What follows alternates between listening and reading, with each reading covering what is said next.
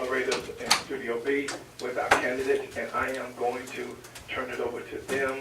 How would you deal with that $400 million deficit? So you have to sit down with the labor unions and have face-to-face negotiations with them and start to reduce the labor costs that actually got us into this mess to begin with. And so that's the first thing you have to do. I've also stated that I'm going to reduce the number of departments from 60 to 25. That will have we can reduce the number of directors and higher paying positions.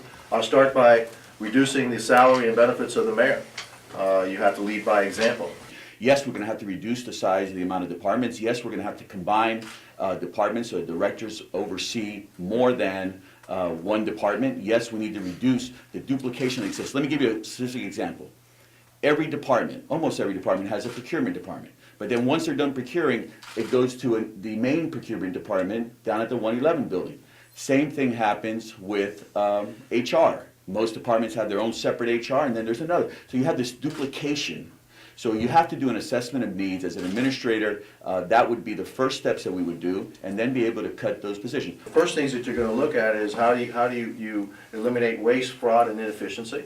Those are the things that you take right off the table. All right, but then like I said, 80%, 70 to 80% of the cost of Miami-Dade County services are wages and benefits. All right, and for somebody to say here, well, no, we're not going to look at anybody under $80,000.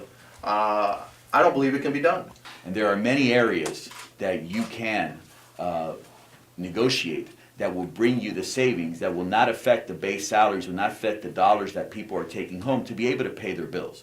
And the people who are making $80,000, $90,000 and less are probably the ones that you want to least affect, because then it goes back to Joy's thing, it really does affect the economic conditions of this community. I believe because the vast majority of the employees of Miami-Dade County actually don't make more than $80,000. Right. Well, All right? before we So go that's back to where the the phone- big, that's where the money is now. Right. How are we going to do it? Are we we're going to have to tighten our belt. And I'm just being intellectually honest here. All right. I'm not here to say no. Don't worry about it. Nobody under $100,000. Nothing's going to happen to them.